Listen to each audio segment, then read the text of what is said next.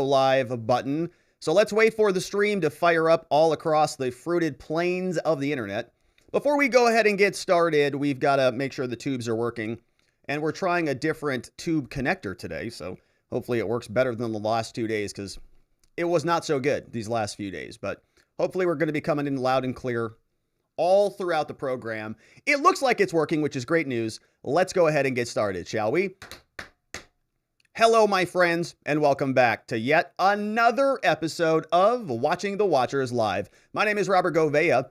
I am a criminal defense attorney at the R&R Law Group. We're located in the always beautiful and sunny Scottsdale, Arizona.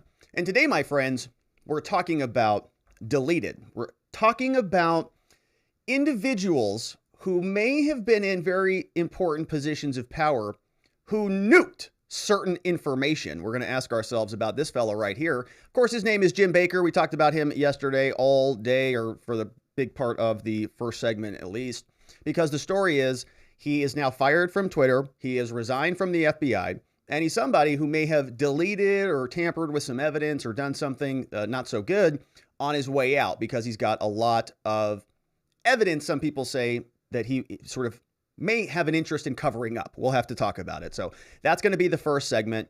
There is some more follow-up to what we talked about yesterday, which was the big reveal that Baker may have literally been interfering with the evidence like he was supposed to. The investigation is about Jim Baker, and Jim Baker is analyzing the evidence against Jim Baker, right? So that was going on yesterday. A lot of follow-up, obviously. That broke, and everybody goes, wait a minute. What are we reading here? Barry Weiss even was like, jaw hit the floor. We all sort of felt the same way. So we're going to follow up on that. We've got a couple clips that I wanted to talk about. Basically, Elon's tweets, right? Elon is getting some more information out there for us. We've got Jack on Twitter, who is very upset with Elon. He doesn't like how this is all being handled, you know, because Jack Dorsey. Okay. We're going to listen to Miranda Devine. Okay. She's done a ton of work on the Hunter Biden stuff. She wrote a book about it. She's been all over Twitter. She's been all over the media. And she had a very interesting take on this. She really wants Elon to drop everything. So we'll talk about that. We'll talk about something called a limited hangout. We'll ask ourselves whether that's what this is or not. We have still zero comment from the White House. So we've got a clip from Karine, who's not going to tell us anything, which is going to be fun.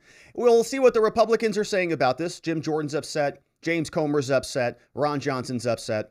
And we'll also warm ourselves up for our Supreme Court segment with a quick conversation about Section 230, because there was an interesting petition that was filed in the case of Gonzalez versus Google. We're asking ourselves about big tech censorship, big tech immunity, and a lot of the censorship, free speech issues that, you know, have been sort of the subject of America the last several years are hitting the Supreme Court. The court granted the petition for certiorari, which means they're going to be hearing these arguments at some point.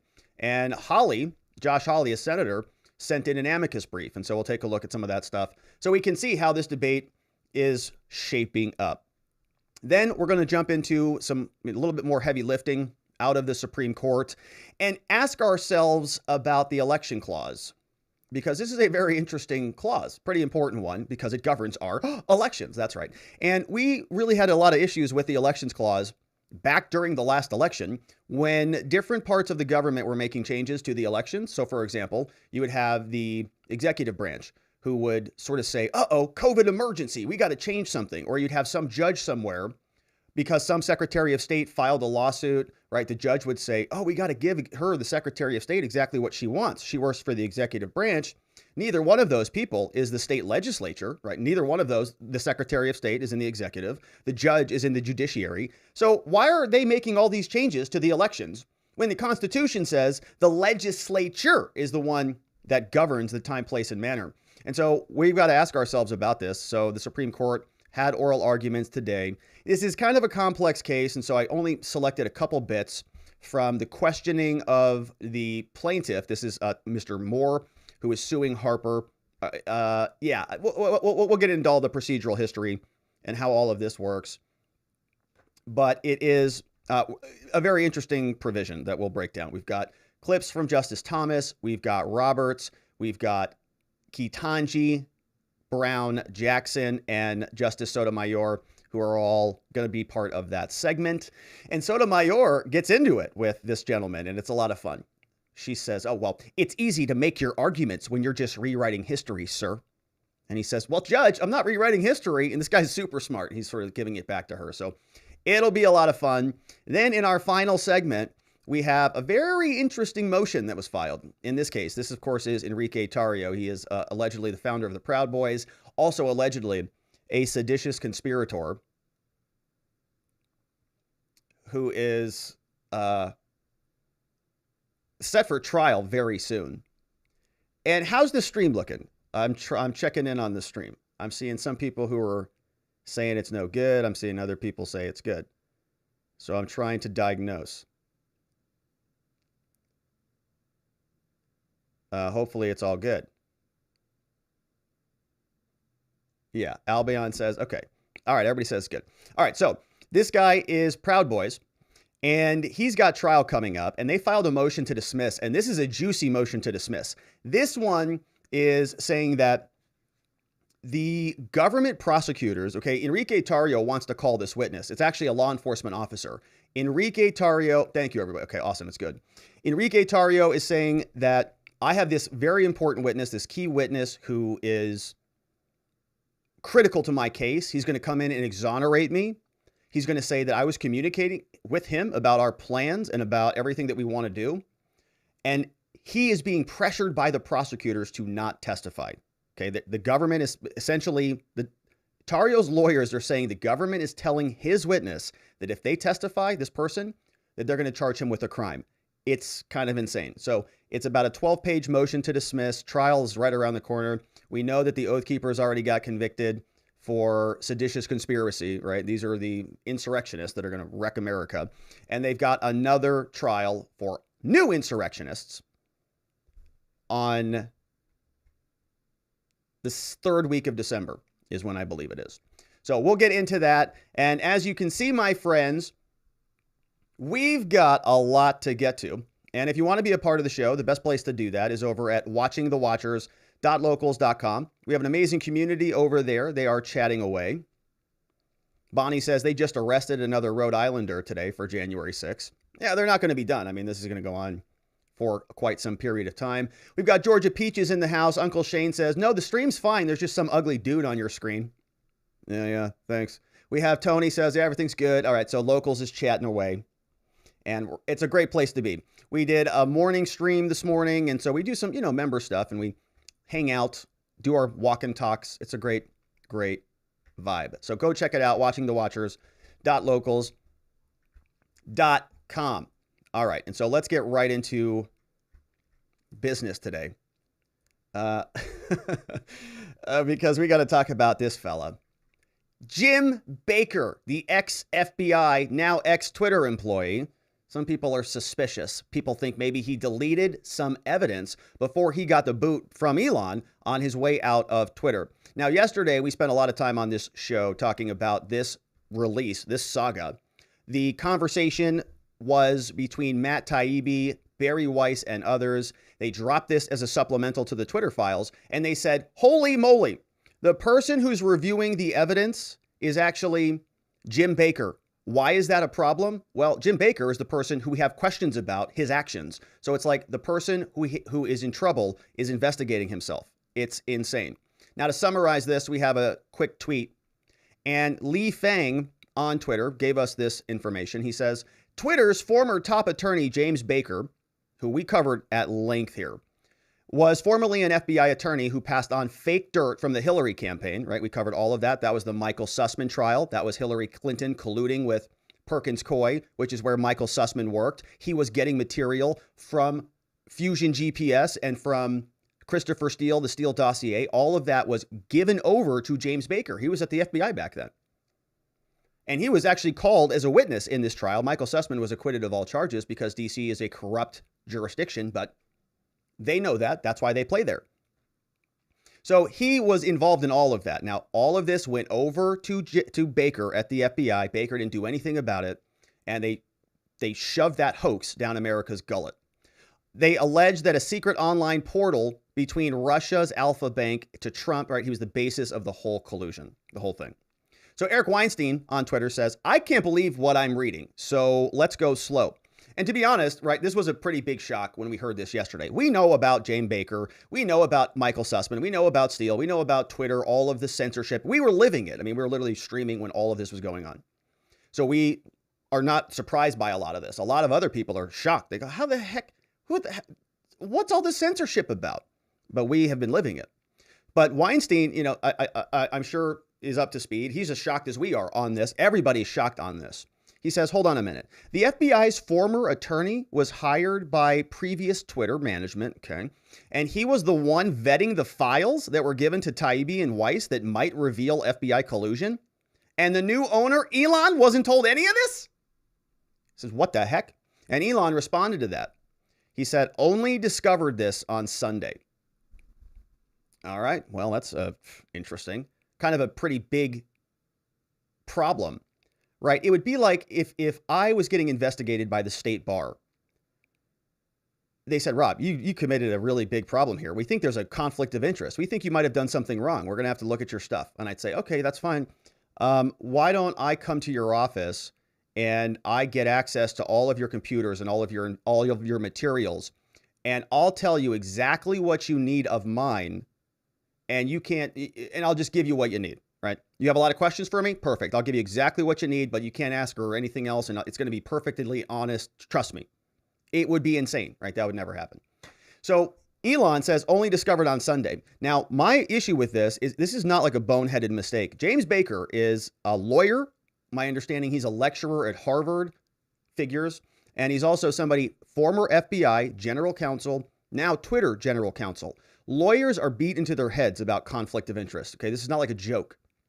You have to, your law license is on the line. If you are being dishonest, if you are being somebody who is trying to play both sides, and you especially have like malicious intent, like a nefarious purpose to try to cover your own butts, that is even worse. Yes, we all know lawyers make mistakes. Lawyers, they don't pick up the phone. They're bad with this. They miss something, a court date, something happens, whatever, right? Everybody makes mistakes. The state bar, they have issue with that, and you get punished and go on probation or go do this sanction, whatever. But if you try to cover it up, if you screwed something up, you made a decision like this to censor free speech in America, and then in the middle of the investigation, you cover it up, that is a crime of dishonesty, right? That's an ethical violation of moral turpitude. That's a whole different category. And that's exactly what it looks like this guy did. Harvard professor. Typical. All right, so that's what was going on Twitter. A big conversation back and forth between Musk. Musk evidently telling us that he only found out about this stuff on Sunday. Now, Dorsey is very anxious, right? Many people are anxious about this. They're going, holy moly. Elon's dripping this thing out like one day after another. They're all sitting around just fidgeting in their chairs, squirrely as can be, because they don't know what else is about to drop. And Jack is finally saying, right after Elon said, day 2 is coming out soon. And we haven't seen that yet. We just got the supplemental yesterday.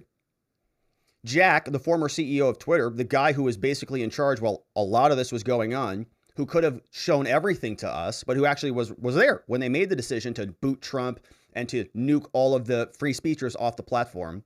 Jack, very, interestingly says, oh, Elon, if the goal is transparency to build trust, why not just release everything without filter and let the people judge for themselves, including all the discussions around current and future actions? Make everything public now. Hashtag Twitter files. Okay. So Jack could have done that a long time ago. He didn't do any of that. And now he's mad at Elon, right? Jack could have done that any time before he left, and he didn't. But what is curious about this, and the thing that is a little bit disconcerting here, is Elon's response. All right, Jack can be, whatever Jack is. Who knows what he's doing these days. But Elon says in response to him, hey, Jack, guess what? Most important data was hidden, parentheses, from you too. And some may have been deleted. Ugh! But everything we find will be released. You see that right there? Man, that's not good. Most important data was hidden from me and from you and from the rest of us. And some may have been deleted. Some of that very important data. How'd that happen? But everything we find will be released. So we've got a big batch of stuff that may be gone now, right? We don't even know what the full universe of this stuff is, which is about what you would expect, right? If the disgusting den of censorship is about to be invaded, what do? You torch all your files, right? You open up the shredder, everything goes into the dumpster fire, and you just say, okay, well, no, there was nothing there. I have no idea. Basically what the January 6th Select Committee is going to do before the Republicans come in. Shred all the files. No, you didn't need any of that. And Elon, I guess, is either trying to reassemble it. Maybe he had no idea. He's just finding out about it. But everything we find is what he says will be released. So he's still promising to release what they've got, but we don't know what's there. So the full universe of the files is now at question. Some may have been deleted by whom? We would like to know. Was it Gouveia, Gotti? Was it Jack himself? Or was it, as we all suspect, Jim Baker? Now, there's a concept that has been floating around on Twitter, and I don't want to improperly ascribe it to anybody or attribute it to anybody. But some people have been talking about this concept. It's a very interesting one. It's called a limited hangout. Now, we've brought this concept up before when we get very skeptical about drops and releases. And I'm not implying that this is what this is, right? I still think that I actually like the strategy of the drip. A lot of people don't like the strategy of the drip. But the drip strategy serves Elon as much as it serves, I think, consumption, right? If this is one big story and we all go through it like in a weekend and, it sort of drips out, it's much easier for the media to forget about it. If you roll out a big fat meatball, they just got to ignore it for a couple weeks and then they move on. This drip strategy, it's, okay, every couple days, everybody's quivering in their boots. Jack's like, just release everything, please. Because he doesn't know what else is in there right now. I'm sure everybody else feels that way too. You think Gouveia is out there, on a beach somewhere? No, she's probably a little bit nervous herself. So all of this is coming out, but people are asking, right? Why is the drip looking like this? And why are certain things missing? Why don't we see more evidence of government involvement? In fact, one of the main critiques of Taibbi's original post on day one was that there was no real evidence of the FBI. It was just a bunch of Biden communicating with Twitter. Now, you and I know, because we've talked about it at length here, that there is an entire sort of alternative world where FBI's Elvis Chan is directly interfacing with a lot of the big tech platforms. And we found that from the deposition in Missouri and Louisiana versus the Bidens. So all of that's been going on. Now, I digress. Let's go back to this concept, okay? What is happening with Elon, right? Some people are suspecting, could it be a limited hangout? Like, is this really truth and honesty? Is this really full transparency? Or is this just kind of enough to kind of do the token release and then move on with this stuff?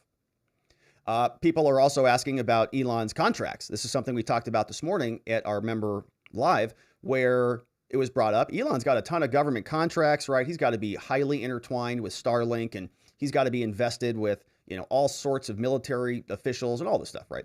So, you're always asking where are the bounds, where are the limitations on truth and what is appropriate to be questioned and so on and so forth. And so this is a concept. Now, a limited hangout, or what's called a partial hangout, is a tactic used in media relations, perception management, politics, and information management. The tactic originated as a tactic in espionage trade, right? And actually, people were making the argument that this is what the Bidens were doing. Politicians do this all the time. Good argument that this is exactly what the Biden people were doing when they sort of acquiesced to Hunter's tax problem. Remember this story? Oh, he's under investigation from U.S. attorney in Delaware, Andrew, whatever his name is, Weiss, I think. And he's investigating Hunter Biden for taxes. Oh, that's it? Just some taxes? He has a little bit of unreported income or something, right? Something pretty minor that he maybe gets charged for. They wrap it up with a plea deal. He pays a couple of $1 million that he embezzled from the Chinese a long time ago, and it all gets, thrown out. But then they get to turn around and say, oh, look, Hunter got prosecuted. Hunter was convicted. He's not above the law. There's no big, gigantic scheme to keep him protected. No, that's insane, right? It's limited because they want to give you a little bit to bite on without giving you the full meal. The concept came from a former special assistant at the CIA. They say it's spy jargon for a favorite and frequently used gimmick of the clandestine professionals. When their veil of secrecy is shredded and they can no longer rely on a phony cover story to misinform the public, they resort to admitting, yeah, that's right, sometimes even volunteering some of the truth while still be managing to withhold the key and damaging facts in the case. The public, however, is usually so intrigued by the new information it never thinks to pursue the matter further. Give them enough to make it go away. While used by the CIA and other intelligence organizations, the tactic has become popularized in corporate and political spheres. Here's an example of one. In March 23, a meeting between President Nixon and others, there was a new term incorporated called a modified limited hangout. Somebody said, President says, you think you want to go this route now and, let it hang out, so to speak, just kind of let it hang out? Dean says, well, I mean, it isn't really that. Haldeman said, it's a limited hangout. Yeah, Dean says, yeah, it's a limited hangout. It's a modified limited hangout. President says, well, it's only the questions of the thing hanging out publicly or privately. All right, that's what's going on in the White House. That was the conversation between Nixon, John Dean, John Ehrlichman, and John Mitchell. Bunch of bros talking about letting it hang out, probably in the Oval Office, which is just perfect. And so this discussion captures Nixon outlining to Dean the content of the report that they would create, laying out a misleading view of the White House's role. The report says, right, so you give enough information, it's essentially misinformation or it's incomplete information. So that's the background, right? There's people who are talking about that, but like I said, don't want to misattribute it to anybody.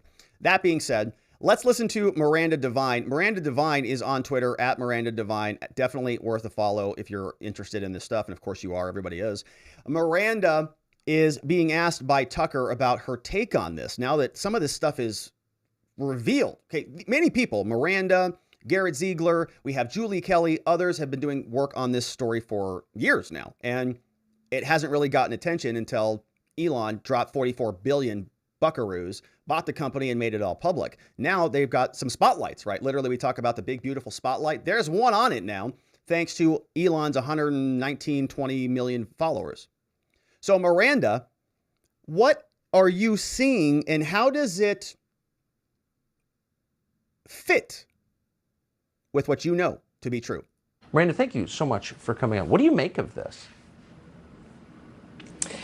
Hi, Tucker. Well, look, as you and I discussed on Friday night, it was pretty obvious that the Twitter files that had just been released were missing a crucial element, and that was the FBI. So, we surmised that somehow Elon Musk had redacted it or someone had withheld the information about the FBI's May I ask you to pause right there, Amanda?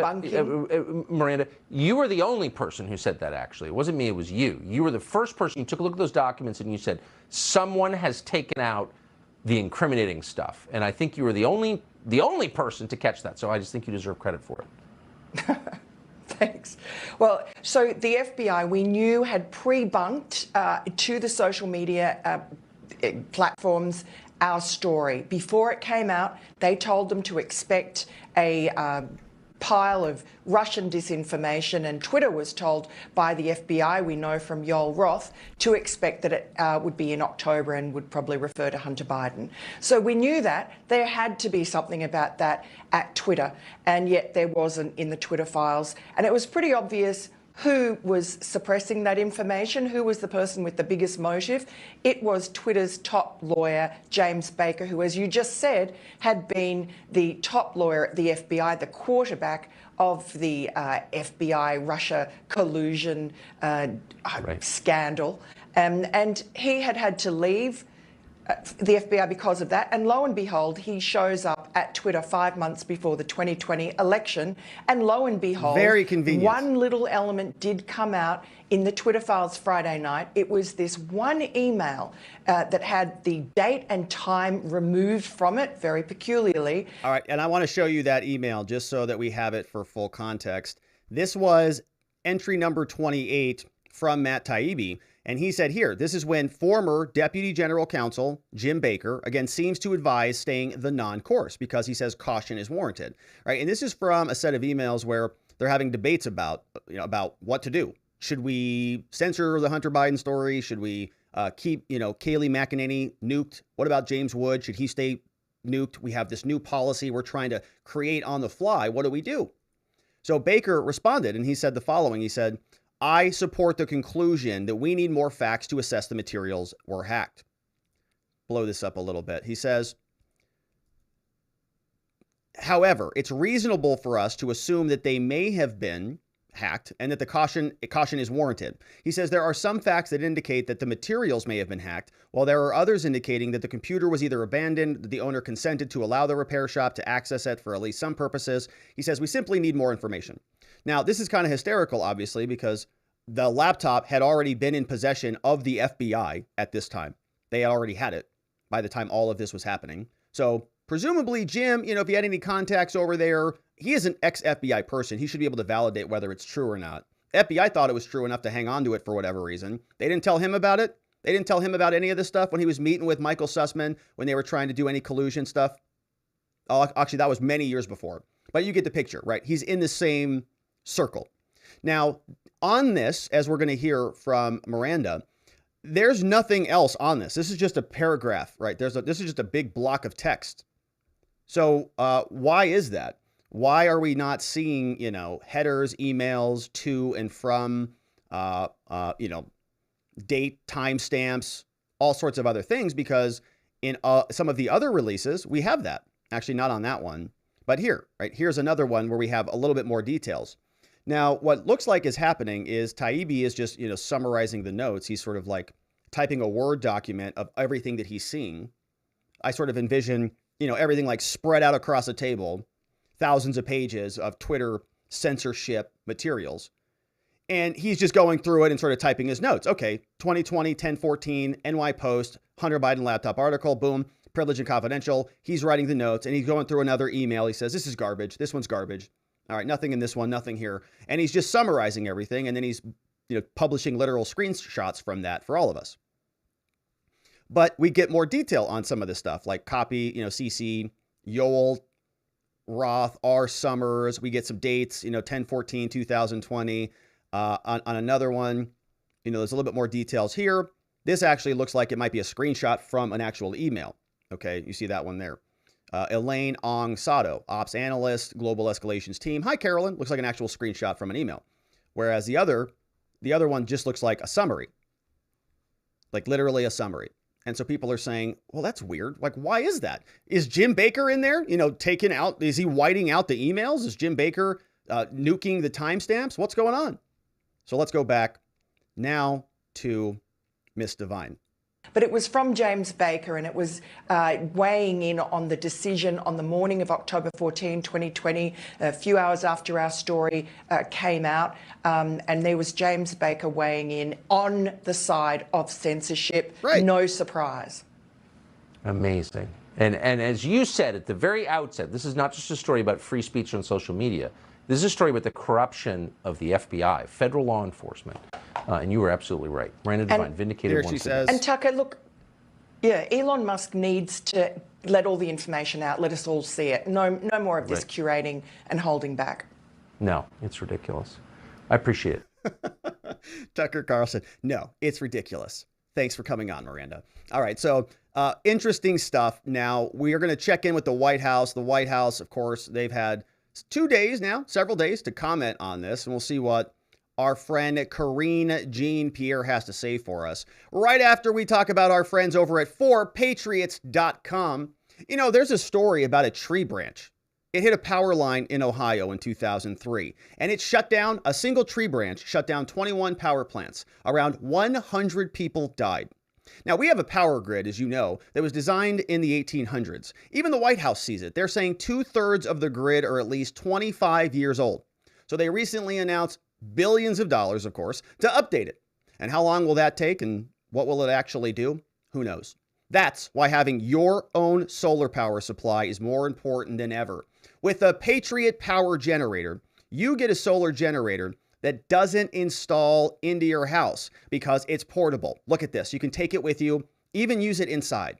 It's powerful enough for your phones, medical devices, or even your fridge. And right now, you can go to 4patriots.com and use code Robert to get 10% off your first purchase on anything in the store, including this Patriot Power Generator. You'll also get their famous guarantee for an entire year after your order, plus free shipping on anything over $97. A portion of every sale from 4Patriots is donated to charities who support our veterans and their families. You can go to 4patriots.com, use code Robert to get 10% off. That's 4patriots.com, and use code Robert to start building your supplies today. All right, and now it is time to check in with the White House because they've been very quiet on this for a long time. Karine Jean-Pierre takes the podium and is asked a question. Hey, Karine, it's been several days now since the Twitter files have dropped. Is the White House going to answer any questions about this? We tried to get some answers from you yesterday. Got nothing. Let me try again. Karine, what do you have for us? More on Twitter, Karine. The Twitter files have released that the company typically required an official or law enforcement finding that materials were hacked in order to exercise their company policy to restrict certain stories or reporting. And the journalist who released the material noted that in this case, around the Hunter Biden laptop story, there was no official or law enforcement finding that appeared in the material that he was given.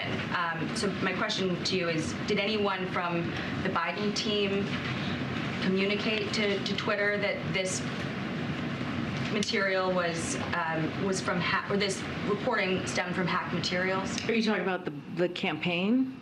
It would have been the campaign or anyone around the family. Just wondering because in the Twitter files release and what Matt Taibbi said, he noted that typically the company would require a law enforcement or official finding that something was hacked in order to exercise their hacked materials clause, and that he didn't see that in what had been given to him. So wondering if it was communicated even informally by someone around the president or the president's family or the campaign that this was hacked material or could have come from hacked material, given that there was so much concern, especially after the 2018 foreign interference situation, that could be something that we would see in that election. So I'm wondering if there was that communication there surrounding the Hunter Biden laptop story. So I can't speak to decisions made by the campaign from here. That is not. It is a political campaign, so I can't speak from here. I'm covered by the Hatch Act, and so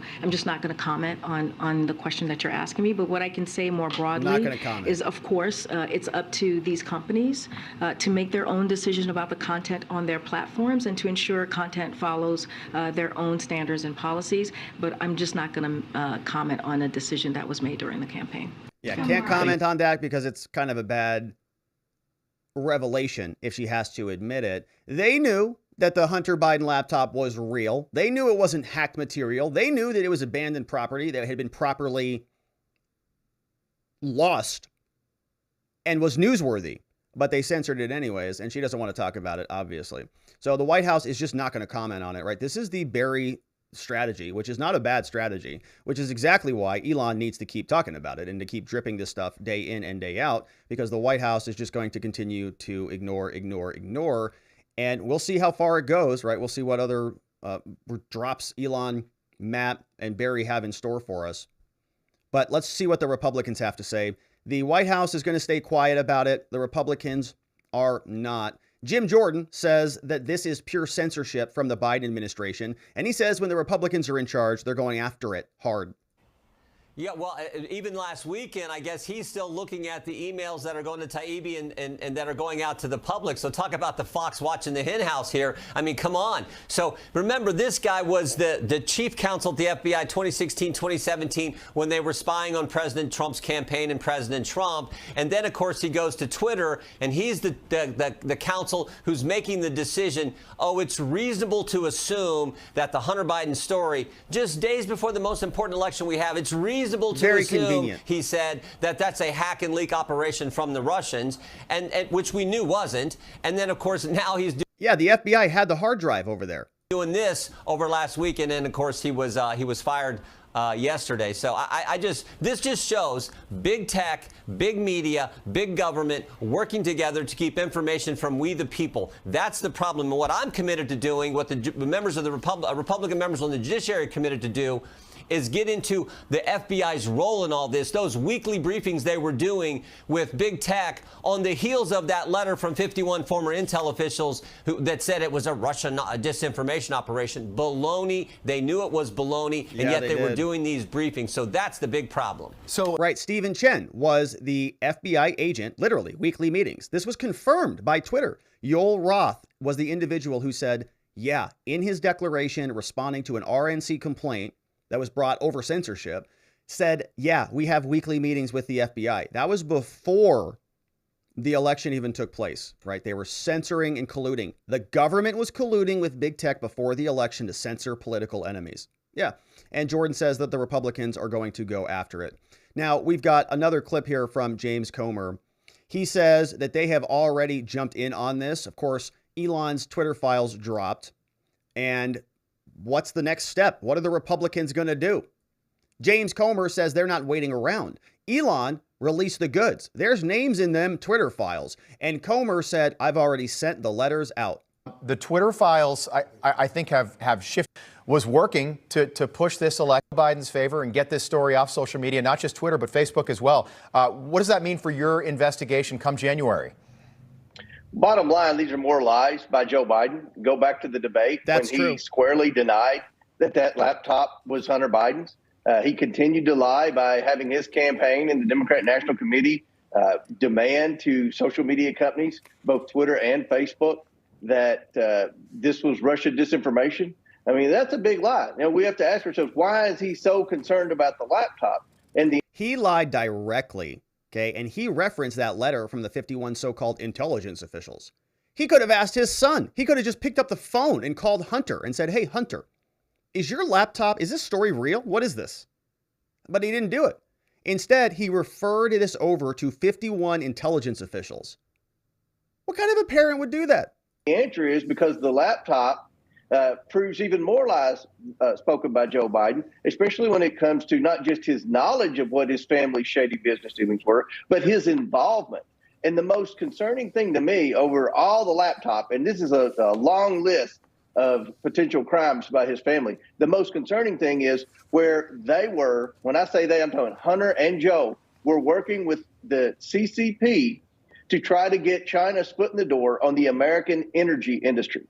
And that's something that should concern every American. It does. This is something that Joe Biden continues to lie about. The media continues to try to cover up. But thanks to Elon Musk, we're going to find more and more information out about not just what the Biden campaign did to suppress bad stories about his family's influence peddling, but also what the Biden administration and the FBI did to suppress stories about the Biden influence peddling. Yeah, and if you go back and listen to Garrett Ziegler on this channel talking about that, we got into the entire saga about Hunter and the mineral rights that they were fighting over in, I think, Congo in Africa. It was a wild conversation. All of them were involved in it, in collusion, cahoots with the Chinese. And Ziegler and Marco Polo, the nonprofit over there, dug through the whole thing. Make sure you're giving them a follow. But Comer also says, we're not waiting on this thing. We've already jumped and started sending letters to people named in the Twitter thread. Upset. I'm sure to some extent he feels vindicated to know that, yes, this actually did happen. We remember what CBS News and 60 Minutes, Leslie Stahl basically laughed in the sitting president's face back in 2020. He's reacting the way I think anybody would react. And let's not forget, Congressman, he was running. This was all happening behind the scenes. Tell us what happens starting in early January when you formally take over control of the House. Get it. Well, we've already sent letters to the 3 Twitter executives mentioned in the Twitter files dump that Elon Musk has orchestrated. There are going to be more files that Elon Musk is going to drop before January. But we wanted to get notice out to the 3 Twitter employees. They're going to come forward. We've been communicating. In fact, I had a very high-level meeting yesterday with the bank CEO about how we're going to obtain the bank records. And it's not just the suspicious activity reports that I've been talking about. It's also some bank records, because we have, according to interviews we've conducted and according to the text messages and emails, we have specific areas where we believe that Hunter Biden was paying for daily living expenses for Joe Biden, significant amounts of money. So we have a pretty clear focus where we're going with these bank records, and that's what we're going to do on day one. So it sounds like they've got records of Hunter Biden paying for Joe Biden's bills, right? And that's how the money's laundered, right? He doesn't actually pay Joe Biden, like write a check. Hey, great job, 10% for the big guy. Big guy's Joe. He doesn't say that. No, he just says, well, we'll just kind of, buy all that crap for you on Hunter's credit card. So that's Comer. Now, we've also got a clip from Ron Johnson, and he is right about this. Senator Johnson astutely observes that this is not just about Twitter, where there is one, there are probably more. And it is very likely that this censorship extends beyond Twitter into Facebook, Google, YouTube, every other stinking platform out there. Well, again, and everybody was sabotaging the disclosure of Hunter Biden's corruption that would compromise a future president of the United States. And so he got elected. We've seen polls that said he wouldn't have been elected if this story had been known, if people had known this. And so there are a lot of people involved in this. It wasn't just Twitter. It was Democrats in Congress. It was the FBI. It was members of the intelligence community. There's a much larger story here than just the Twitter file. Bigger story indeed. They were all involved, and it's, again, not just the big tech platforms. It's the FBI. It's the collusion. It's a bunch of people in there who are working together in cahoots to try to shut all of this up. Now, I wanted to share with you some stuff that's happening legally speaking. We've got a petition that made its way over to the United States Supreme Court that was granted, which means the Supreme Court is actually going to hear about this. And if you go over to the docket at the United States Supreme Court, you'll see that this was docketed some time ago, back in April. This is the case of Reynaldo Gonzalez versus Google, LLC. The petition was filed back in April. Motion to extend times, bunch of stuff was it took a while to get here. But then the petition was granted back in October, and we're starting to see a bunch of documents now filed, right? We're getting ready for oral arguments. All of these amicus briefs are filing in. State of Tennessee. We've got Josh Hawley. We're going to take a look at his. And these are briefs. These are friends of the court briefs, right? Tons of stuff. We've got American Association for Justice, amicus brief of Tawana Anderson. She's an individual, and she's an executor of an estate. Center for Renewing America. Former national security officials submitted this. Free Press Action submitted a brief. National Center on Exploitation, right? Look at all of these people. The great state of Texas submitted a brief. Ted Cruz submitted a brief. Cyber Civil Rights and Seattle School District submitted a brief, right? It's out of control.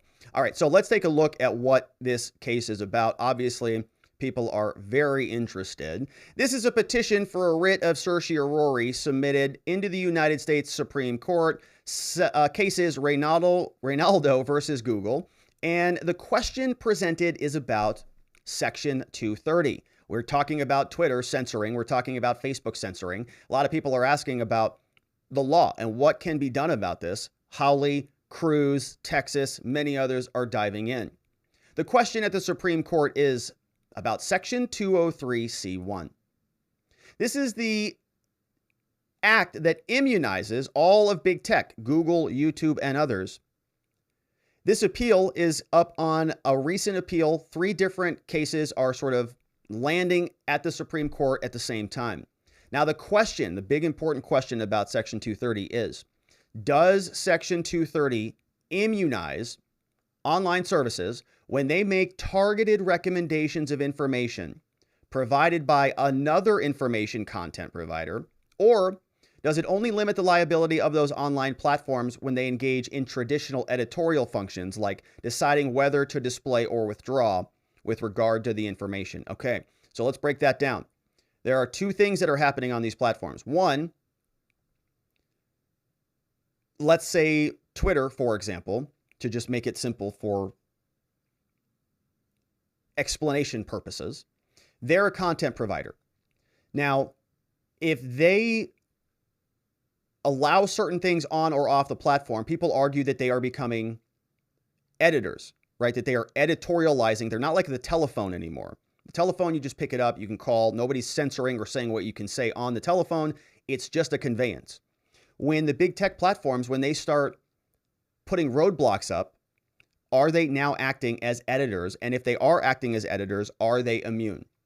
Now, we're asking specifically about just recommendations, okay? Because they don't have to necessarily delete anything. They can just adjust the algorithms.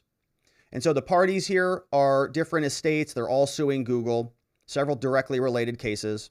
Fast forwarding through the petition, you can see that there are opinions they're giving us details about, and they give us some history. Now, here's the statement of the case. Actually, we're going to skip all of this. Let's go over to Hawley's explanation, because I also thought I had that. So Hawley submitted a brief, and I've got to open this up here, which for some reason it's not open. 1 second. We're adjusting on the fly here. And let's get our red pen out so that we can mark this puppy up. This is what it looks like. Amicus brief from Senator Josh Hawley opining on Section 230. This landed in the United States Supreme Court as a friend of the court brief. Hawley says, all right, Supreme Court judges. He says, as a member of the U.S. Senate and a former state government official with a long record of engagement on technology, we've got a pretty strong interest in Section 230 and upholding expansive liability. If this court does not correct the mistaken history of this law, policymakers will continue to face challenges in their Article 1 obligations to promote regulation of these channels. We urge the court to reverse the decision of the Court of Appeals and interpret Section 230 in a manner consistent with the law. This says that Section 230 shielded online liability at some point. It does not abolish other types of liability. Let's see what Hawley's conclusion is. The point of showing you this, I don't want to get into all the details of Section 230. It's sort of complicated stuff, and we've got a whole nother segment to get to. But let's see what he's saying down here. All right, so that's that. All right, if you want to read the full brief, I don't want to get into all the Section 230 stuff because it's heavy lifting. But the point is, right, all of these petitions are at the Supreme Court. The Supreme Court is going to weigh in. We're going to hear more about that. Once they're scheduled for oral arguments, we'll dive into that a little bit more. But the courts are also in on this, okay? So the Republicans are investigating this in Congress, and at the Supreme Court, they're also considering what to do about Section 230 there as well. Hawley is commenting on this. He explains what he's trying to do. They're doing it by coercing private companies to do it. And you're exactly right, Tucker. And by the way, the Supreme Court has been clear on this. The Supreme Court has said the U.S. government cannot go to private actors and coerce them to do things that the government couldn't do on its own under the Constitution. But Tucker, that is exactly what the Biden administration has been doing. They've been pressuring private companies and really colluding with them to censor domestic speech, to censor American citizens' political speech on everything from COVID to mask mandates to CRT to the war in Ukraine. All of it, Biden has been trying to control through the government. Right, and they are filing a bunch of briefs. The Supreme Court is going to listen to this. We're going to talk about, immunity for these tech platforms if they are literally trying to manipulate speech, right? With the algorithms, with the recommendation engine, promote somebody, demote somebody. Is that censorship? They're going to figure that out in the United States Supreme Court, and we'll, of course, continue to cover it. We'll also wait and see if Elon has any updates for us. Should we do an Elon check before we move on? We probably should, just to see what's going on over there, because sometimes stuff drops. And we don't want to miss it. I mean, we're right here. It's like you might as well just do it. All right, here is Elon on Twitter. He's talking about some SpaceX stuff. He created new houses inside Twitter, which is amazing. Twitter files are going to be dropped at some point. All right, so nothing new from Elon. But all right, my friend, so that's it from Jim Baker, the man who very maybe could have possibly deleted some files before he got thrown out of there. We'll continue to cover. Thank you for following along as we do. And we'll look forward to seeing you on the next one. All right, my friends. So let's jump over to the Supreme Court a little bit. We had some interesting oral arguments taking place. And this is about the Elections Clause, something we've talked a lot about here on this channel. The Elections Clause, very important clause, governs the elections. We spent a lot of time talking about what it means, how it works, who has control over the elections. It's pretty well detailed in the Constitution, but there are a lot of ways to interpret it. And so we're going to talk about that today. First, let's look at the actual text. You see it here, Article 1, Section 4, Clause 1. It says, the times, places, and manners of holding elections for senators and representatives shall be prescribed in each state by the legislature thereof. Right, that's the legislature. But, you hate those buts. But the Congress may at any time by law make or alter such regulations except as to the place is of choosing senators. Interesting phrase. The subject of a lot of litigation. Now, we talked a lot about this. One of the main critiques of this, right, one of the main issues that we saw related to this was that a bunch of elections had the rules changed by the state courts, by the state secretary of states. They would file a lawsuit. The courts would then maneuver things around, or somebody would just waive a rule, right? A governor would do something and maneuver the rules around. But guess what? The judges are not Congress, okay? The judges who are changing the rules because of these emergency provisions, they're not Congress, are they? No. And neither are the secretaries of state. So they're not making any regulations. How are they altering regulations? How can they do that? They can't.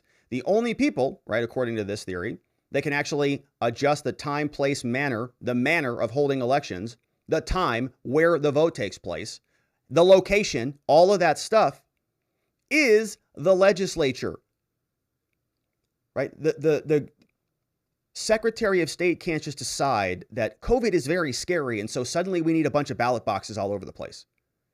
She's not the legislature. She's in the executive branch.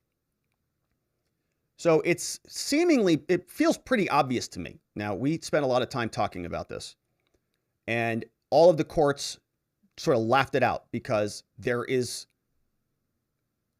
really, limited basis for the courts interfering in elections after the fact. They're okay doing it before the fact, but not after the fact. Anyways, that's the point that's the Constitution. That's where it comes from. Now let's dive in to the specific case. We're going to go to the SCOTUS blog and listen to our friend Amy Howe, who drafted a summation of this case.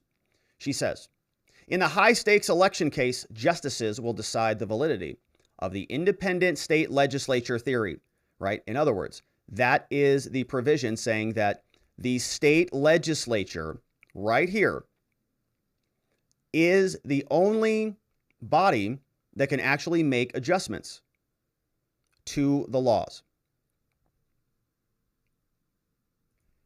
Amy Howe says the following.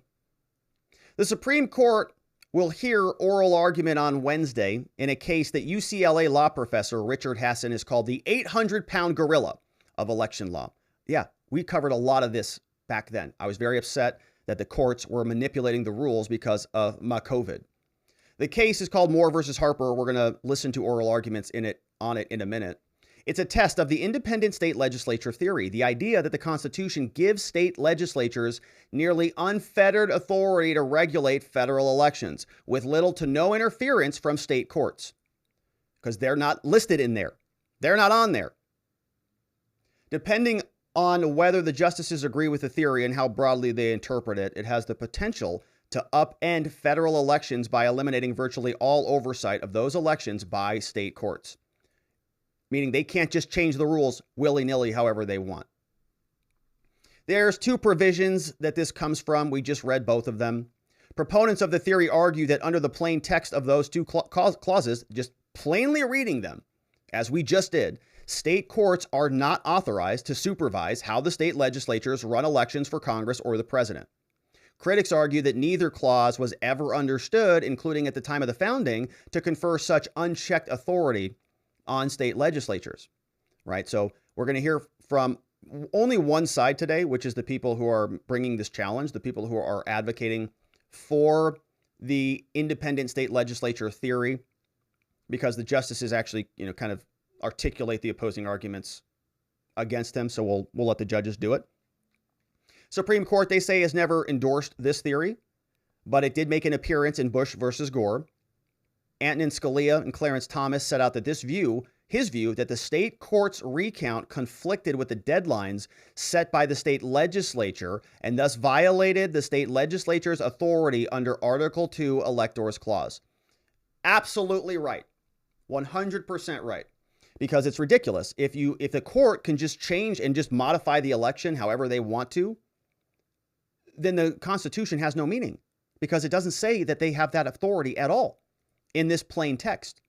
But what the Biden administration and what the lefties will argue is that, oh, no. If you really expand the scope and if you listen to what their founders and what their brothers and sisters, who came over from England said 300 years before them, then it'll all make sense, right? Then we can consider it to be, yes.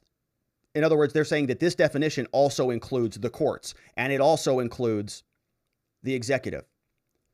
But obviously it doesn't. Let's listen to Judge Clarence Thomas ask for some foundation. David Thompson argues for attorney Thomas More. I'm sorry. Thomas More is the foundation. David Thompson, attorney for the Thomas More Foundation, is asked by Judge Clarence Thomas for a little bit of foundation. He says, Mr. Attorney, why are we here today? Can you tell us what we're doing? Counsel, this case is from a state Supreme Court that interpreted and applied a state constitution. So it would be helpful if you would take some time to explain what exactly we are reviewing, what decision we're reviewing, and what is the basis of our jurisdiction. Yes, Your Honor. Thank you. So the court is reviewing the decision. There was an order on February 4th of the North Carolina Supreme Court, and it was accompanied 10 days later by a written opinion. And in that written opinion, there was a liability determination that the Elections Clause did not apply. And importantly, there was also a remedial determination. And we can see this at Petition Appendix 142, where it empowered the North Carolina Supreme Court, empowered the lower state court to draw the maps if necessary. And so that is a final order of the North Carolina Supreme Court. Okay, so two things, right? One, it's sort of a declaration that the election clause doesn't apply. So it doesn't really matter what the underlying litigation is. Somebody sued somebody. They said, well, you can't do what you did, court. You can't do this. The elections clause is like, it says that you don't have that power. Only the legislature does. So why are you doing that? And the court said, well, the elections clause doesn't even apply. And so he's saying that's obviously insane. That's why we're here, because some other court, a state court, Clarence Thomas says, why are we here? It's a state court. It's a state issue. We're the federal Supreme Court. Why do we even accept this case? And he says, well, because they're violating the Constitution. They're violating all of these rights, right? The elections clause is a very important clause. Other thing he says is it's not just a declaration that it doesn't apply. Like that we're not just here because they said something. We're also here because the court gave another court power to do gerrymandering, right? To create the congressional district lines and other things that are delegated, powers delegated to how elections are run, time, place, and manner of the elections. All of that is legislative power, not the courts. That's why we're here, Judge. And it passed on the relevant questions. In addition, there's a second final order, which is on February 23rd, there was a denial of a stay application, and that too is a final order of this court. We don't normally review state Supreme Courts' interpretations of state constitutions. So what I'm looking for is why, for example, if this were a case about a state legislator or a legislative district, it'd be doubtful that you'd be here under the state constitution. So I'm looking for an explanation as to why this case is here and what's the jurisdiction for this case. How does it differ from a purely state case? Well, Your Honor, our position on the merits is to take as given state law as interpreted by the North Carolina Supreme Court. We're not asking this court to second guess or reassess. We say take the North Carolina Supreme Court's decision on face value and as fairly reflecting North Carolina law. And when one does that, we see that there's a violation of the Elections Clause, and that's why we're here. It's a federal issue because it's violating your Elections Clause, and we need your help on this. Okay, so hopefully that lays some foundation, right? This is about state elections. We have issues with a court that is saying the Elections Clause doesn't apply, and that the court has power to make changes to the elections. And the complaint is saying, no, you don't. It's not here. Article 1, Section 4, Clause 1. It doesn't say court in there anywhere. Right? All of that is reserved to a different section of the Constitution. The court doesn't have the power to do that stuff. So we have the attorney. He continues on, and we're only going to be listening to him today. The government, of course, made their opposing arguments, but he gets pretty much beat up by all of the attorneys here today. David Thompson is questioned by Chief Justice John Roberts about the history of election law. You concede that state legislative action under the Elections Clause is subject to a governor's veto, right? Yes, Your Honor. Well, the governor's not part of the legislature. Why do you concede that point? Well, Your Honor, first of all, we're not here to relitigate Smiley. We're prepared to accept all the court's precedents, number one. Number two, I think the Arizona dissent pointed out that Samuel Johnson defined legislature by reference to Matthew Hale's definition, where he said the three branches of the legislature, the two houses of parliament, and the king, because it was understood at the time of the founding New York and Massachusetts had gubernatorial veto. So it was understood that the governor had a role to play at the time of the founding, and at least it's arguably grounded in the text. So the Chief Justice is asking him about this. He says, wait a minute here. You're saying that it's only the state legislature that has power. Okay, if that's what the Elections Clause says to do this stuff. Oh, but then why do governors have the veto power? Because if they have some say over the elections, right? If they can say, nope, vetoed, the whole thing's gone, the whole thing's vetoed. Well, then doesn't that mean that the state doesn't have all the power in the world, right? So we sort of allow that to happen, right? The governors can do that. It sort of exists in the law as it stands. So in other words, what's the difference between a governor getting involved or a court getting involved?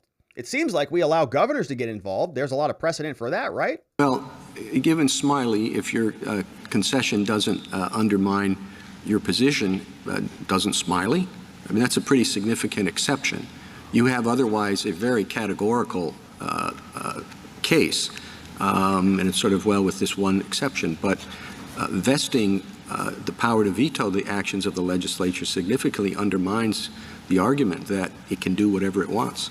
Well, Your Honor, that's a procedural limitation, and as we understood Smiley, it was talking about defining the legislative power, and here we have a separate issue. We have trying to limit that legislative power. So however the legislative power is defined under Arizona, under Smiley, we are not, we can take those precedents as given, but what can't happen is there can't be a substantive limitation. Well, so you can take the state power all the way up to a certain point. They can manage time, manner, place, location, all of that stuff. But because we live in a system of, or used to, whatever, live in a system of government that has checks and balances, right? The governor has some veto power. And so the state legislature can exercise their power all the way to a maximum level until they get capped by the governor. That he says, that's okay. That's just a procedural limitation. Okay, that's all perfect. Checks and balances are good. The problem here is the substantive limitations. It's when now you're going to the nuts and bolts of what the legislature is doing. It's when you're saying that, no, actually, the court can do your job, right? The legislature decides what the districts look like. That's the manner of the election.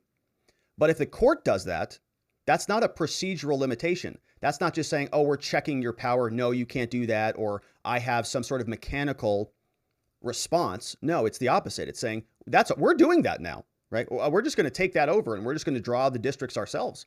And we're just going to move the deadlines ourselves because we're the judges and due process and equal protection and equality and equity and whatever. COVID. He's saying, no, that's not right at all. The governor is the procedural. What the courts are doing in this case, Judge, is the substantive. So he's making a distinguishment. And last question, at least for a while. Why do you say it's procedural? Let's say the governor is opposed to the legislative action with respect to the elections then that the legislature endorses. He's the opposite political party, has a whole different view, and says, gives a speech saying, it's wrong because of this, not because of procedure. That strikes me as saying, they're supposed to have, 2 votes on it or whatever, and they didn't, or, they need a committee report. That sort of thing is procedure. Straight out veto, we really don't know what it is. So he's saying that, yes, the procedural veto could very much be substantive, right? Which is true. A governor could exercise a procedural veto because they didn't like the substantive outcome. Proposing a formalistic test for procedural, which is it a step, a hoop that needs to be jumped through? And if presentment is one of the hoops that the state legislature needs to jump through, then under a formalistic approach that we're suggesting, then that would be procedural, Your Honor. Sorry. That was Amy Coney Barrett jumping in there. But that is Chief Justice Roberts asking about the governor's veto. Very interesting line of questioning. How do you separate this? Right? We've got the 3 branches. They're co-equal. They have checks and balances to make sure that nobody gets a little bit too out of control. And they're supposed to push each other back. The legislature, Congress, should not be delegating all of this authority to the president. That's insane for them to do that, but they do it because they're scared little children. And they'd rather not have any responsibility. But the point is, right, these are institutions that should maintain their power, claw for it back. So if a legislature is having its power usurped by some judge somewhere or some secretary of state somewhere, they should be clawing that back. That's ours. We tell you where time, manner, and place are. Why? The Constitution says it. And if you don't like that, then you've got to amend the Constitution. I don't know what else to tell you. That's how this country is supposed to work. Now, this individual, the gentleman arguing on behalf of the independent state legislature theory, now gets some questions from the left. We have Ketanji Brown Jackson, who starts us off, and we have Judge Sotomayor, who makes her way in as well. Ketanji is asking about the definition of a legislature. Remember Ketanji, she had a difficult time defining a woman. Now she's going to have a difficult time defining a legislature. See this with state courts. But can I ask you a question? Because you suggest that there's this thing called the legislature that the framers were familiar with, and I'm trying to understand why what counts as the legislature isn't a creature of state constitutional law. Well, Your Honor, I think this court in Arizona did say that the states have a lot of flexibility in terms of defining what state legislature means. But what Arizona did not say is that there could be substantive limitations. But I don't understand how that's a different thing. In other words, if the state constitution tells us what the state legislature is and what it can do and who gets on it and what the scope of legislative authority is, then when the state Supreme Court is reviewing the actions of an entity that calls itself the legislature, why isn't it just looking to the state constitution and doing exactly the kind of thing you say when you admitted that this is really about what authority the legislature has? In other words, the authority comes from the state constitution, doesn't it? No, Your Honor, it's a federal function, and we know that from Lesser. So this court in Lesser held it's a federal function. When these duties are assigned to the states, that is a duty that is assigned by the federal Yes, it's a duty. Do you see what's happening here? He's giving her some corrections. She says, well, isn't it true? I mean, it's the states. Like, if the states are the people who decide what the legislature is, right? Can't they just decide? So can't a state legislature just decide that we're going to have the governor move the dates, is what she's trying to ask?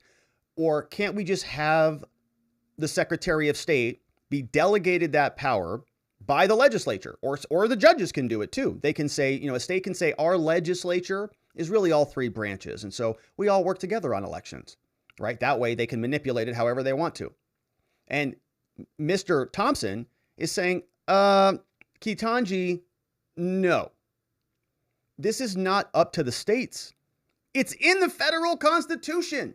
It's in the elections clause in the United States Constitution. This is something that is delegated from the Constitution to the states. It says in the elections clause, hey, state legislatures, time, manner, place, that's your business. So states don't have the power to say, no, it's not. Is his argument. He's saying, no, we can't defer that and say, well, we're just going to go beneath that standard and let whoever they want, run the election however they want. No, because that would be a violation of the Constitution. Duty is to make this legislative determination, that is, the determination about elections. My question is, where does the entity's power come from to make any determinations at all, right? I mean, yes, I see that the federal Constitution is giving them the right to make a particular determination, but they're not giving just anybody in the state that right. They're giving somebody called the legislature. And in order for us to have a thing called the legislature, we have to look at the state constitution to determine where those, what that entity's powers are, how they can be exercised. Other than that, I don't really understand how the legislature is authorized to act at all. Well, Your Honor, we know that's not right because in Lesser, the people of Maryland tried to prevent women from voting. And the way they did that is they put in their state constitution a prohibition on adopting the 19th Amendment. And then it came to this court, and this court said that this is a federal function and that substantive limit of the state constitution was inapplicable. All right, so okay, let's just rewind that a little bit. Okay, she's saying, why can't states just do whatever they want? And he's explaining to her because we have federal baselines that you cannot fall below, right? There are constitutional standards that you cannot below. The example is women's suffrage. Okay, there was a law that says women can vote. Guess what? A state said no, they can't. Federal government, right? Let's listen to him explain it better than me. To act at all. Well, Your Honor, we know that's not right because in Lesser, the people of Maryland tried to prevent women from voting. And the way they did that is they put in their state constitution a prohibition on adopting the 19th Amendment. And then it came to this court, and this court said that this is a federal function and that substantive limit of the state constitution was inapplicable. So that's what we're dealing with here is a federal function. But that was because it... And Ketanji just learned about federal functions. Now, Sotomayor is going to jump in here, and the rest of this clip, they get a little bit combative. It's a pretty fun exchange here, and let's check in.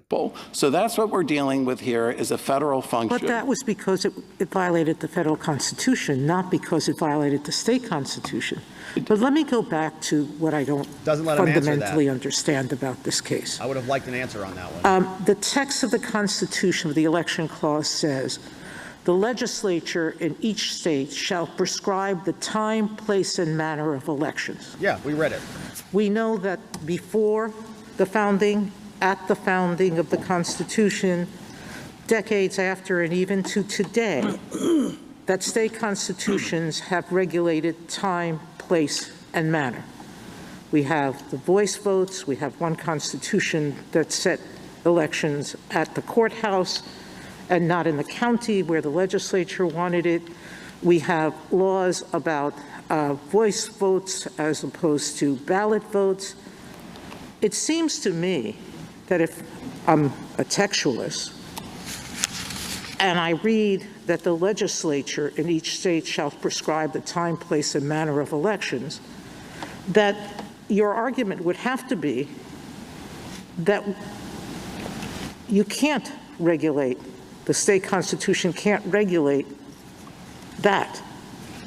But there is no substantive limitation in the Constitution. And the 10th Amendment says the powers not delegated to the United States by the Constitution, nor prohibited by it to the states, are reserved to the states respectively. Objection, compound question. And if there's no substantive limitation in the elections clause, she's filibustering. I don't know how we could read one in. Your Honor, so I think there are a few points there. It's a reserved power to the states a lot to respond to there. Whether apportionment or malapportionment should be prohibited. We've already had a case grow by Justice Scalia, who said that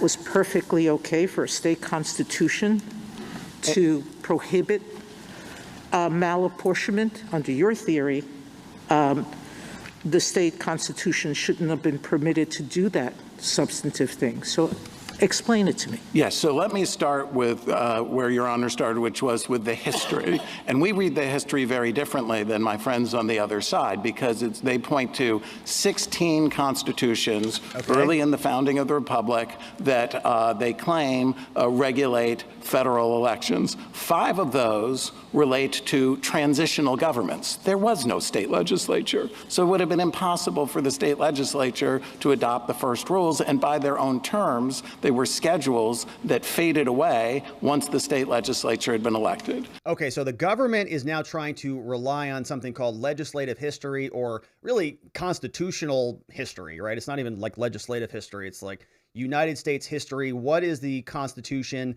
that was before the U.S. Constitution? What was one before that one? What was the one before that one?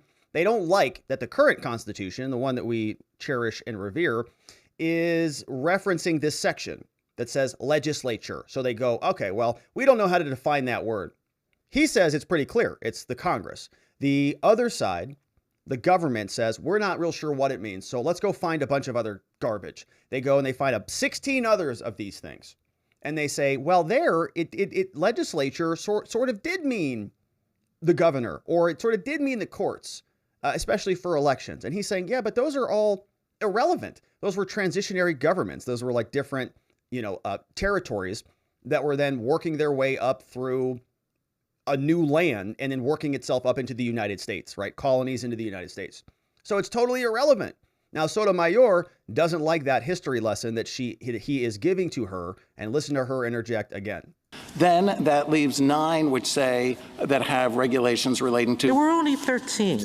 Well, I'm giving them credit. There were 13 colonies, Counselor. If I got 6 of them doing something that's contrary to what you're saying, that seems like a fairly substantial majority to me. Well, Your Honor, I'm going to get... You can try to knock them down one at a time, but you still with about 6 of them that can't be disputed. I'm going to... Going through all of the different colonies now and saying, oh, well, they did it this way and they did it that way. And so he's saying we should do it this way because there are more of them that did it this way than that way. In other words, some state legislatures were defined as the state legislatures and others were not. So they're going through the numbers one by one. Knock them all down with honor. I'm going to get regulations relating to... There were only 13. Well, I'm giving them credit. There were 13 colonies, Counselor. If I got 6 of them doing something that's contrary to what you're saying, that seems like a fairly substantial majority to me. Well, Your Honor, I'm going to get... You can try to knock them down one at a time, but you still with about 6 of them that can't be disputed. I'm going to knock them all down with 1, so it'll be 12-1 in my favor by the time I'm done, Your Honor. Yes, if you rewrite history, it's very easy to do. I'm not rewriting history, Your Honor. What we're saying is that when it says all elections, it's referring to the offices that were created by that Constitution. You can see that in Vermont. It says all freeholders shall be eligible for office. It's not talking about the presidency of the United States because there's an age qualification. It's talking about So why is it that in all of those states, the legislatures understood that all elections meant that you were going to have paper elections, ballots in both federal and congressional? I think it is telling what those state legislatures understood. And if we look at Pennsylvania and Tennessee, they took those all elections shall be by ballot, and they promulgated 2 statutes to implement and regulate their elections laws. For the state ones, they passed a law saying all elections shall be by ballot for the state races, and they cited back to those state constitutional provisions. And then they passed a separate law for the federal elections, and they did not cite back to that provision. Why not? Because presumably they understood that they were not bound by that, but they were simply trying to harmonize. That is a large step, Counselor. That's a large step, Counselor. She doesn't like it at all. And here's the exchange one more time about history. That's a fun one. You don't hear often back and forth like that in oral arguments. Sometimes you do, but this was a good one. What you're saying. That seems like a fairly substantial majority to me. Well, Your Honor, there's another one too, right? So JC, the Music Man, did the math on that. 6 divided by 13, it's 46%. Yeah, so not really a substantial majority there, Judge. On terms, they were schedules that faded away, which say there were 13 colonies, Counselor. If I got 6 of them doing something that's contrary to what you're saying, that seems like a fairly substantial majority to me. Well, Your Honor, I'm going to You can try to knock them down one at a time, but you're still with about 6 of them that can't be disputed. I'm going to knock them all down with 1, so it'll be 12-1 in my favor by the time I'm done, Your Honor. Yes, if you rewrite history, it's very easy to do. I'm not rewriting history, Your Honor. What we're saying is that when it says all elections, it's referring to the offices that were created by that Constitution. You can see that in Vermont. All the offices created by the Constitution, right? And it's very, very fun debate. So we'll see what the U.S. Supreme Court does. Of course, when the ruling comes down, we'll cover it. I'm sure of it. The elections clause is going to be a big subject of a lot of future elections in America. And of course, we'll cover it right here. Thank you for liking this video and following along wherever it is you're watching this. And we'll look forward to seeing you on the next one.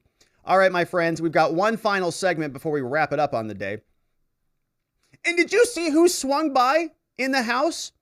Our friend Viva came by in the middle of that segment. What's up, Viva? If you're not already subscribed to Viva, you know, he's right next door all over the place. He is also on Rumble. We're live streaming on Rumble right now. Shout outs to our friends Peter Tag, Maga Man, Bello Hollow, and others. I was going to try to say that name, but I can't say that one. But all right. And so Viva's on there. So Viva Fry on YouTube, Viva Fry, vivabarneslaw.locals.com is our friend over there. And he's over on Rumble too, right next door. And so shout out to Viva. Thanks for swinging by, my friend. When my internet functions, maybe we'll have to do a stream together if I can figure it out. All right. Chat saying we love Viva. We do. We love Viva. He's in Florida now. Man, and we've been listening to that little dictator up there in Canada. I've been thinking about Viva. Man, do you remember when Viva was on the streets? So I did my walk. I do my, the morning walk and talks with you guys in the mornings. And I have been outside and I'm like, it's a little cold out here. My nose is a little bit chilly. And I remember poor Viva walking around the streets of Ottawa. It was like negative 200,000 degrees. He was frozen. Anyways, all right. So we'll check in with our friend Viva. Hopefully he's good. All right, and so let's get up to the final segment right now. Motion to dismiss Enrique Tarrio, one of the leaders allegedly of the Proud Boys, somebody charged with seditious conspiracy in the Great Fedsurrection, is now filing a big motion, a juicy one that might result in the case being dismissed if it's granted. And in my opinion, cases that involve prosecutors putting their thumbs on witnesses so that the witnesses won't testify for the defense should be dismissed. Let's get some background on this. Of course, this is the Proud Boy leader. You see a photograph of him here, and evidently the Proud Boys were there on January 6th. He wasn't. He wasn't even in D.C. at the time. He already got in trouble the night before and was asked not to return to D.C., and so he wasn't there. But the Proud Boys trial is starting right around the corner, about 2 weeks from today, and there's a big fight over officer testimony, okay? Not just some random witness. An officer who was there. And guess who wants to call the police officer to testify on his behalf? Yeah, that's right. Enrique Tarrio, one of the Proud Boys. He is charged with sedition. A legal fight has erupted over a Washington, D.C. police officer who was communicating with the Proud Boys leader, Enrique Tarrio, in the run-up to J6. We're going to read a motion to dismiss that's based on this gentleman. His name is Lieutenant Shane Lamond. His testimony, according to the defense, is crucial for the former Proud Boys' national chairman defense against seditious conspiracy. Lamond, though, this officer, right, a police officer, plans to invoke his Fifth Amendment privilege against self-incrimination. So, in other words, Tario doesn't have the ability to use him as a witness. Why? Prosecutors warned that the officer would be charged with obstruction of justice, obstructing the investigation into Tario. If you go and testify, we're going to charge you with a crime. That's according to the Proud Boys attorney. They've accused the Justice Department of trying to bully Lamond into keeping quiet because his testimony would hurt their case. Prosecutors deny that charge. The legal skirmish is unfolding 2 weeks before jury selection is supposed to begin. One of the highest profile cases. Prosecutors charge Tario and others with trying to stop the peaceful transfer of power. All right. So apparently, right, there's more information about that. Lamond is an intelligence officer for the police. He's not a Proud Boy.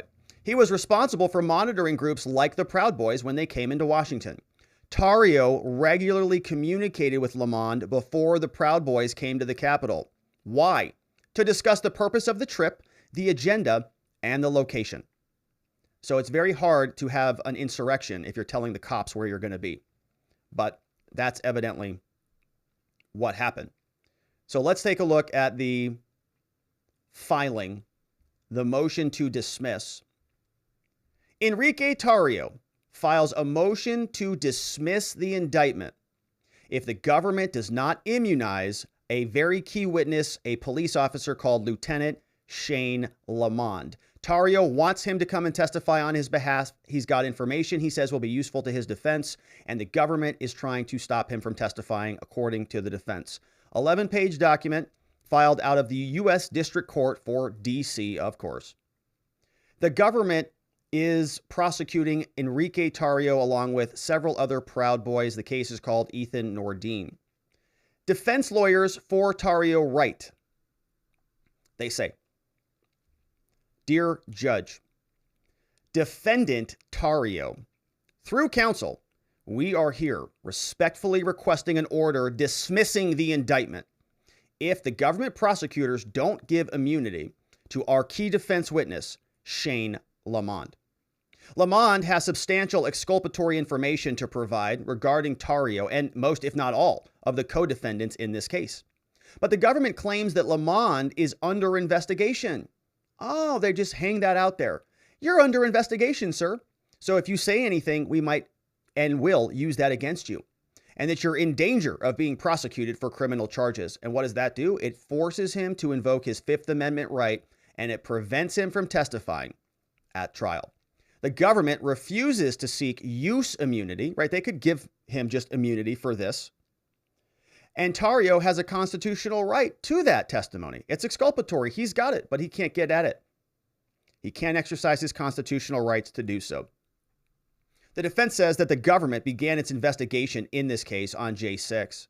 An innumerable number of witnesses have cooperated with the government for approximately 23 months. We're 2 years into this thing.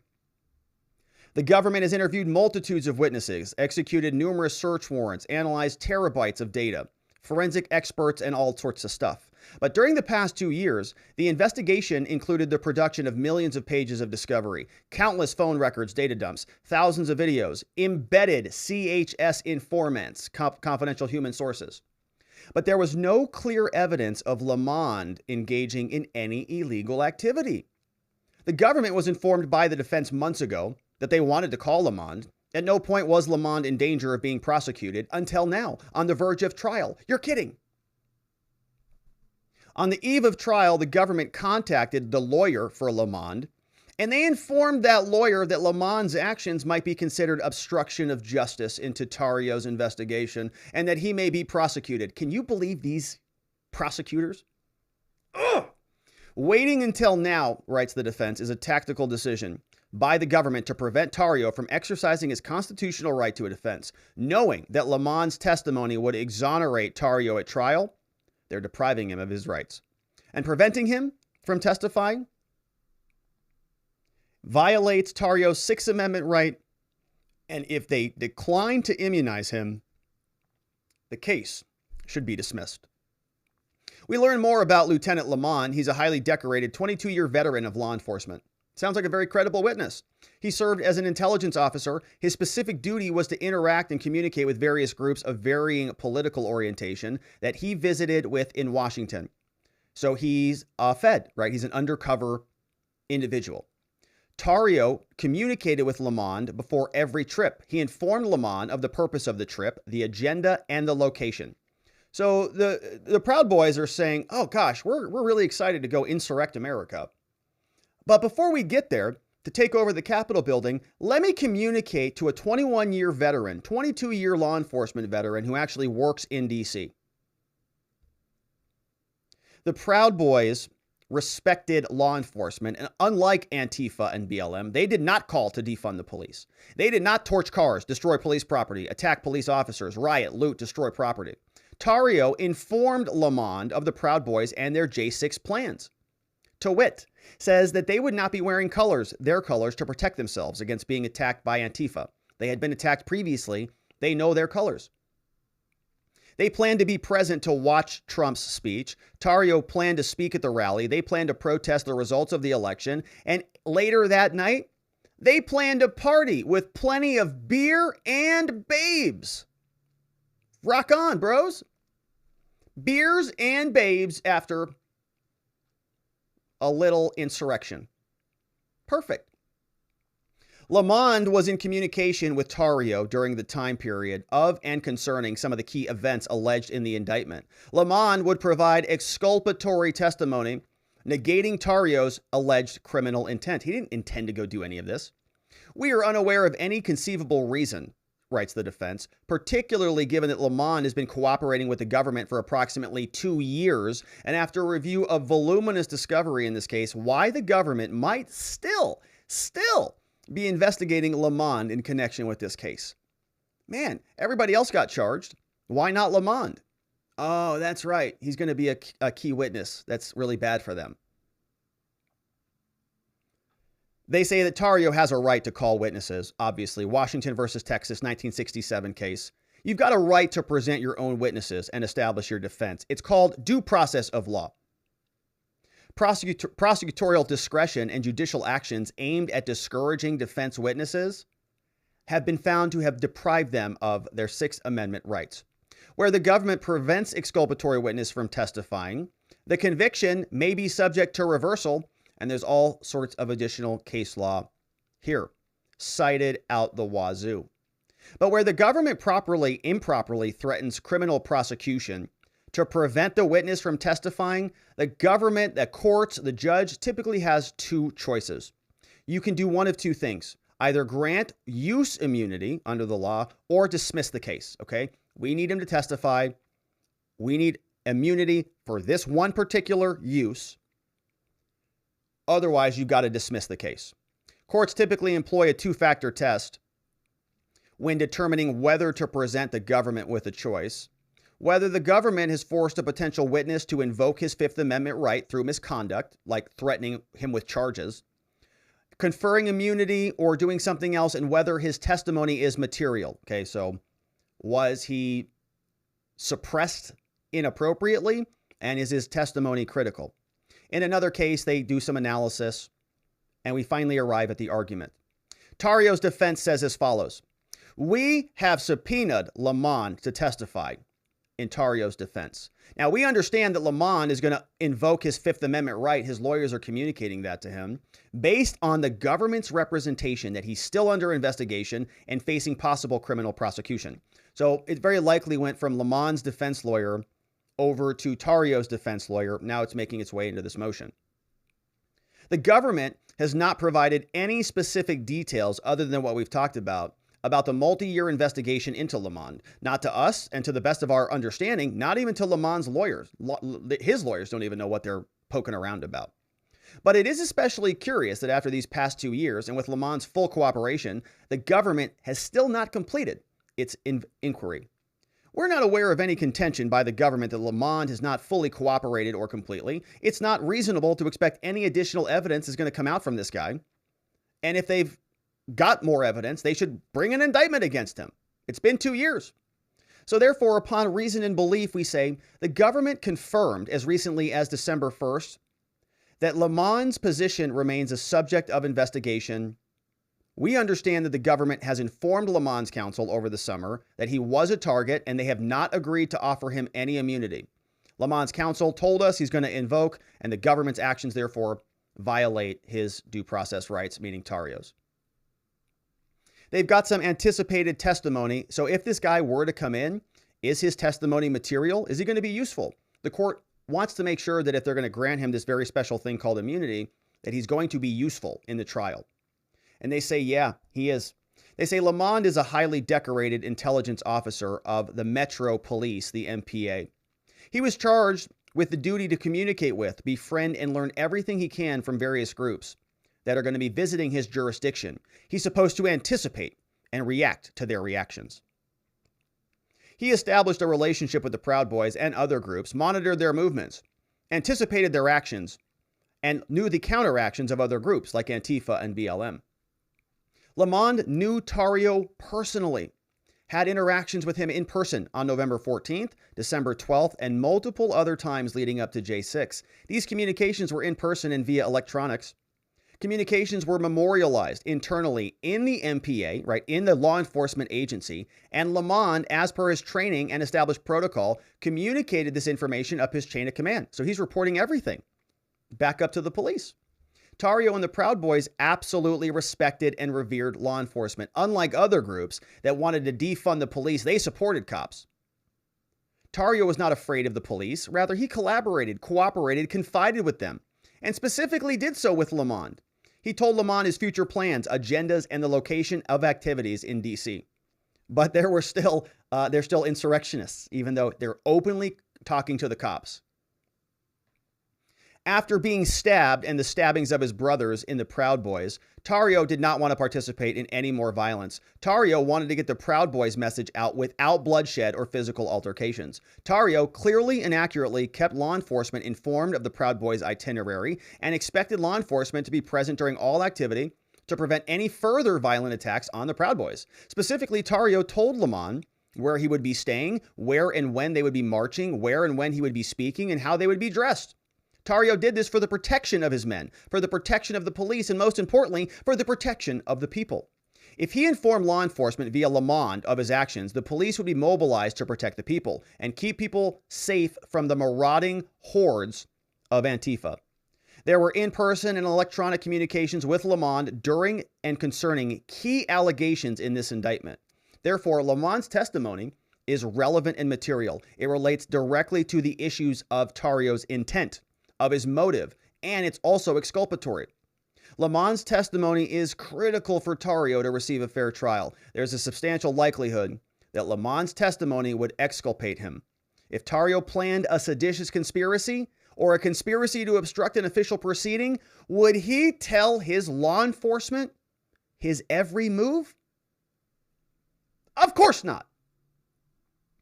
Finally, these and other questions are not cumulative and cannot be obtained from any other sources besides Lamond. We can't talk to anybody else about this.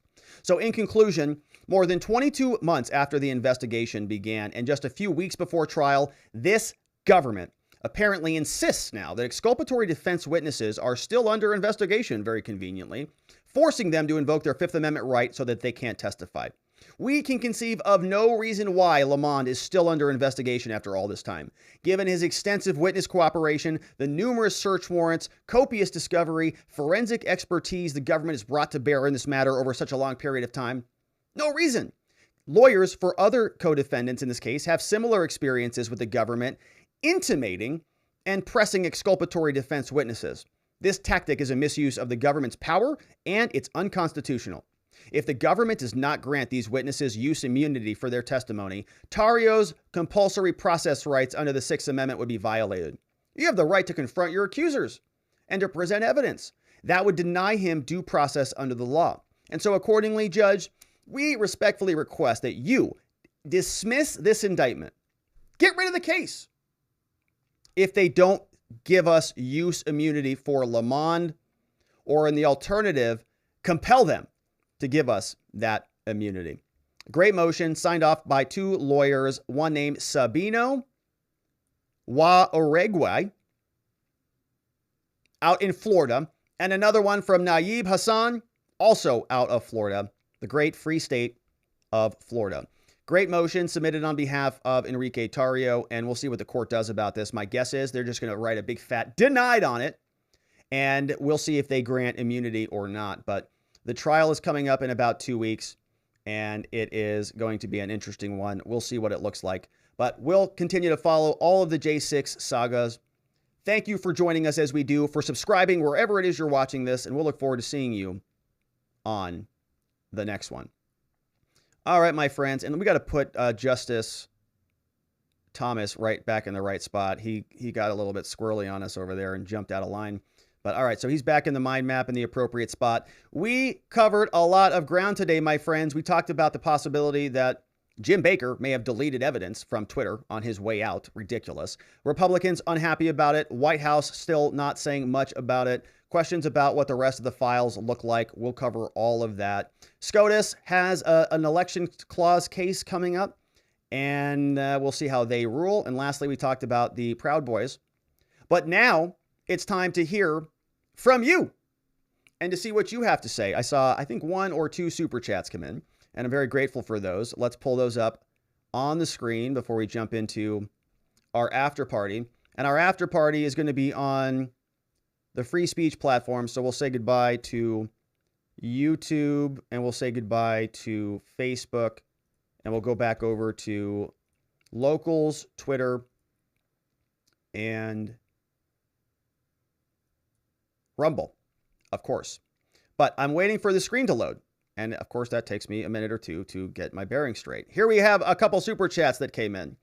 TWESJ is here and says, what was Bill Barr doing?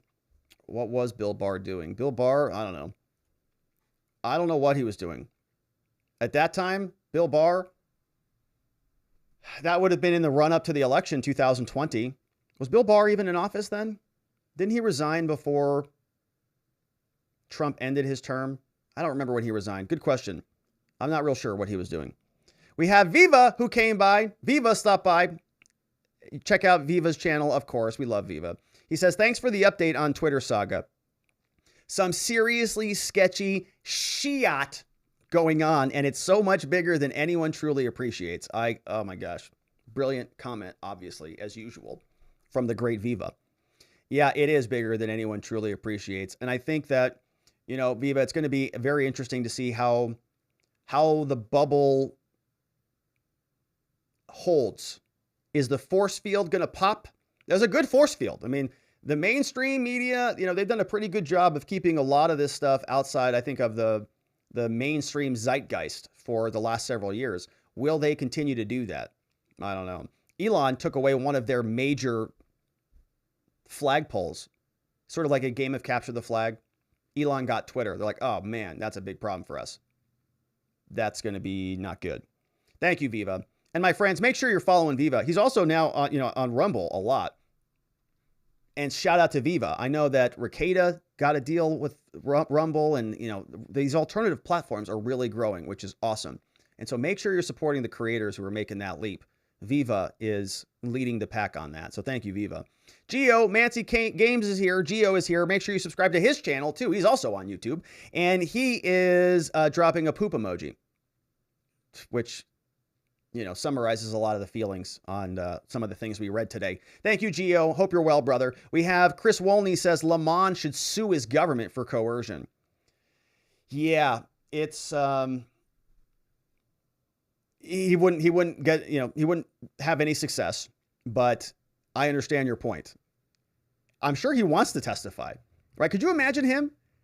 I'd love to hear from that guy. I'd love to get an interview from him or something, right? Once this is all over and he can actually talk. But the government is muzzling him because it serves their interests, and that's pretty gross. But all right, we had another one come in from Bane Bear. Bane Bear's in the house. He says, smiley face. He says, "You're doing great. Please see my stand-up comedy bits." From Bane Bear. All right, so you can go check out Bane Bear too and check out his stand-up comedy bits. Stand-up comedy bits. That sounds like a fun thing to work on. I'd like to work on some stand-up comedy bits. Let's work on some bits. I'm not making fun of it. It sounds fun. It's like, yeah, come up with these little bits. We kind of have bits here on the show. Like we have a spotlight bit kind of a thing, right? Is that a bit? I'm not sure. Yeah, I'm not so sure about it. But all right, my friends. So I think that's about it for us on the YouTubes and the Facebooks. And we're going to wrap it up right there. But before we get out of here, I, of course, want to invite you to join us at the after party. We're going over to watchingthewatchers.locals.com right now. We're sticking around on Twitter and Rumble as well. And so come and join us. It's free, right? You can come and join the after party. It's totally free. You just have to sign up, make an account. It's all free. So come check that out if you'd like to do that. Also want to thank the sponsors of the show. Of course, we've got the 4 Patriots Survival Food and Electronic Survival Supply Company, which is outstanding. This is 4patriots.com. And if you go there right now to make sure that you don't starve or freeze or melt to death, you can use promo code Robert. They get 10% off everything in the store. Amazing company. They donate to charities that support our veterans. So check them out, 4patriots.com. Also, head on over to our law firm's web address if you unfortunately needed help. We help good people charged with crimes find safety, clarity, and hope, not only in their cases, but beyond that, in their lives as well. And we've got an amazing team of people dedicated every day to fighting for freedom, fighting for the presumption of innocence, making sure that the government proves their case beyond a reasonable doubt. We don't take their word for it. And we have just an awesome team of people. So if you know anybody who unfortunately needs some help, our law firm is ready and standing by. Send them over to rrlawaz.com. Have them call 480-787-0394. Any type of criminal charge in the state of Arizona, anywhere in the state of Arizona. We're very good at what we do. Thank you for trusting our team and sending people our way. Your referrals keep us busy and here together. So thank you for that. Also, before we go to the after party, thank you to the mods who are modding down the fort for us. Shout outs to our friends Vienticus Prime. K Bean is in the house. Just Cause as well says, thanks, Rob. Thank you, Just Cause, for modding down the fort for us. Lean is here. Lean, we checked on a user. We tried to look up Tracy O'Shea to see if she got banned from here, but I didn't see it. I looked her up in the list. We don't see her. Thanks for that, Lean. Playing Hookie's in the house. We love you, Playing Hookie. Ronnie Cole, Zulu, and Geomancy's here now. We got to modify this. This is not accurate anymore. Geomancy is in the house. Good to see you, Geo. Along with Henry Dixon, who swings by from time to time to mod down the forts for us. But that, my friends, is it for us on the program on the day. I think I saw one final super chat come in that I don't want to neglect because that would not be appropriate. Although, sometimes we have done that. But here, Bane Bear says, litigation of humor is quite filling. Try it. Litigation of humor is quite filling. Try it. Fulfilling. Try it. Litigation of humor. Yeah, maybe, you can try some litigation humor or litigation of humor. I don't know, my friends, but thank you, Bane Bear, for that one. All right, that is it for us. We're going over to Watching the Watchers over to watchingthewatchers.locals.com for our after party. And if you're watching us anywhere, don't go anywhere, okay? The screen's going to go black. If you're on YouTube, it's ending. If you're on Facebook, it's about to end. But anywhere else on Rumble, Twitter, Locals, hang tight. We'll be back in 60 seconds. But if you're leaving us today, my friends,